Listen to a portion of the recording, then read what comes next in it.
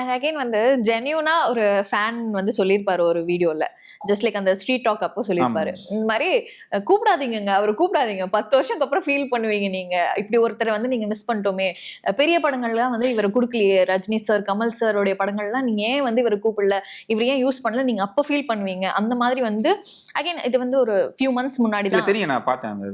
அது பார்க்கும்போது உங்களுக்கு அந்த ஒரு ஃபீல் இல்ல, அது பாக்குறத தாண்டி எனக்கு நல்லா இருக்கியான்னு கேட்டதை விட எல்லாரும் இதை அனுப்பிச்சு கொடுத்து பாத்தீங்களான்னு சொல்லுவாங்கல்ல. அது அவருமே அந்த பையன் பேசினதுலயுமே அதான் சொல்றேன் இல்லைங்க, அது நீங்க என்ன பண்ணி நீங்க எவ்வளவு காசு கொடுத்தா அவர் பேசுவார் சொல்லுங்க. சரி ஓகே, நான் காசு கொடுத்தே பேச வைக்கிறேன்னு வைப்போமே, கொடுத்தா அப்படி பேசவே முடியாது. அது ஒரு மனசுல இருந்து வர்றது, ஒரு ஆடியன்ஸ்க்கு அந்த சந்தோஷம் இருக்கு, அது பயங்கரமான ஒரு சந்தோஷம்.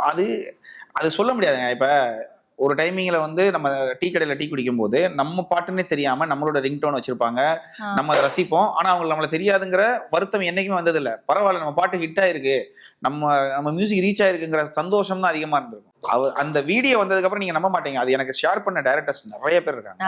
அவங்க எல்லாம் சொல்லுவாங்க, இல்லங்க இது உங்களுக்கான, இது வந்து இதுதான் இண்டஸ்ட்ரி சொல்ல விரும்புறாங்க.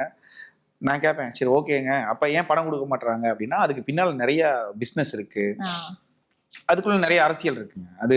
அது அரசியல்னு சொல்ல முடியாது. இங்க படம் பண்றதுக்கு வெறும் டேலண்ட் மட்டுமே பத்தாது. அது நீங்க ஒரு டேலண்ட்டை மட்டும் வச்சு எல்லாம் பத்தாது. அதுக்கு நிறைய மெனக்கடல் இருக்கு, ஒரு சர்க்கிள் உண்டாக்கணும். பட் நான் அதை விரும்பல.